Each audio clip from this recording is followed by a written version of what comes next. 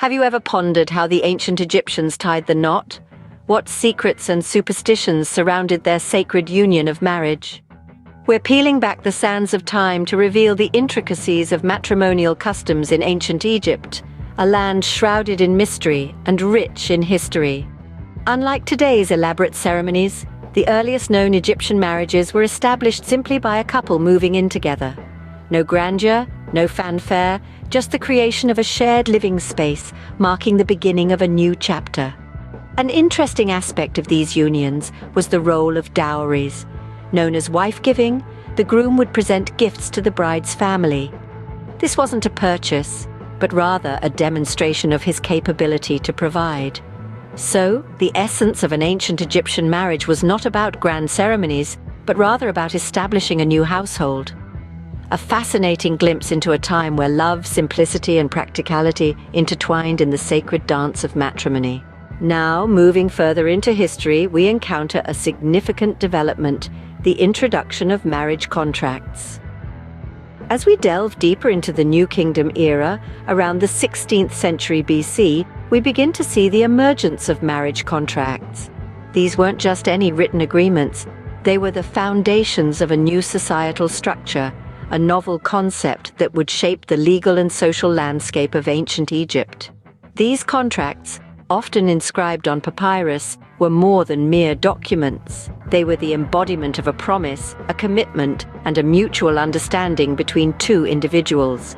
They outlined the rights and responsibilities of both parties involved, ensuring a balance of power and a fair distribution of duties. But what made these contracts truly groundbreaking was their primary purpose. They were designed to protect the interests of the wife, a progressive notion that was light years ahead of its time. The stipulations in these contracts were comprehensive and far-reaching. They covered everything from property rights to provisions for divorce. That's right, divorce. Even in those times, ancient Egyptians recognized that not all marriages were meant to last forever. And when such unfortunate circumstances arose, these contracts ensured that the wife's rights were safeguarded. Property rights were another crucial aspect covered in these contracts. They ensured that the wife was entitled to a share of the property and assets, providing her with economic security and independence. These contracts were not just about tangible assets and legal rights. They were also about respect, dignity, and equality. They reflected the progressive views of ancient Egyptians towards women's rights, a stark contrast to the societal norms prevalent in many other cultures of the same era. This was a society that valued and respected its women, ensuring their protection and rights within the marital institution. These contracts were a testament to that. They were the embodiment of a society's commitment to equality and justice, etched in papyrus for eternity. Thus, marriage contracts were not just legal documents, but also a testament to the progressive views ancient Egyptians held about women's rights. Beyond the practicalities of marriage, the ancient Egyptians also held a rich tapestry of superstitions and symbols tied to their nuptial rites. The ancient Egyptians believed in the symbolic power of jewelry, a belief that was deeply interwoven into their wedding ceremonies. Specific designs were thought to bring luck and fertility, two crucial elements for any successful marriage. One of the most common symbols was the ankh, often incorporated into the wedding jewelry. This symbol, resembling a cross with a loop at the top, is an iconic representation of life and prosperity in Egyptian culture. It was believed that wearing an ankh during the wedding ceremony would bless the couple with a long, prosperous life together. But the superstitions didn't end with jewelry. The ancient Egyptians also held strong beliefs about the timing of their weddings. They believed that certain dates and times were more auspicious than others, with these auspicious moments often linked to the gods' schedules. The Egyptians revered their gods and believed that aligning their important life events with the gods' activities would bring them good fortune and divine blessings. As such, weddings were often scheduled to coincide with significant religious events, or times when certain gods were believed to be most active. While these superstitions might seem odd to our modern sensibilities, they were a significant part of ancient Egyptian culture and their understanding of the world. They believed that the spiritual realm had a direct influence on the physical world. and that by aligning themselves with these spiritual forces, they could influence their fate and fortune. So while the marriage contract might have been the formal agreement that bound a couple together, it was these superstitions and symbols that truly encapsulated the spirit of their union. They were not just marrying each other, but were also aligning themselves with the spiritual forces of the universe, hoping for a blessed and prosperous life together. So, beneath the seemingly straightforward customs of ancient Egyptian marriages, a world of symbols and superstitions was at play.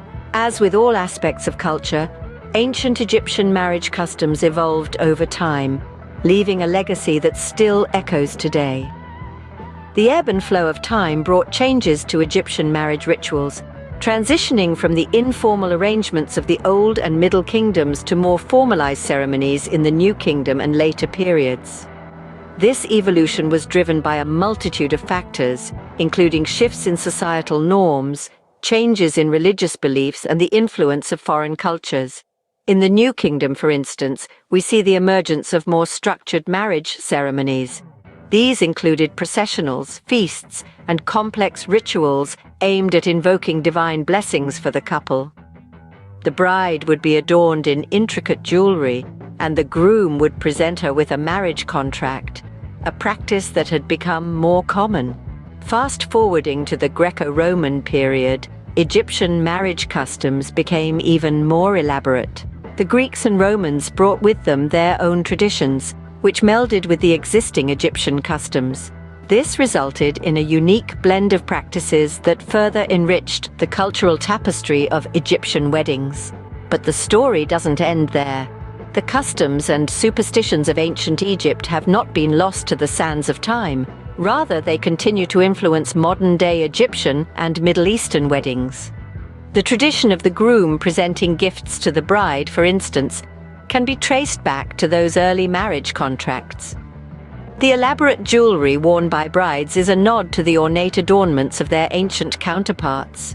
Even the joyous wedding processions filled with music and dance echo the festive celebrations of yesteryears. In essence, the practices that originated thousands of years ago in the fertile Nile Valley are still very much alive. They have been passed down through generations, enduring societal changes, foreign invasions, and the passage of time. They are a testament to the enduring legacy of ancient Egypt, a civilization that still fascinates us to this day. Just like the timeless pyramids, the marriage customs and superstitions of ancient Egypt have stood the test of time, continuing to shape the course of love and union.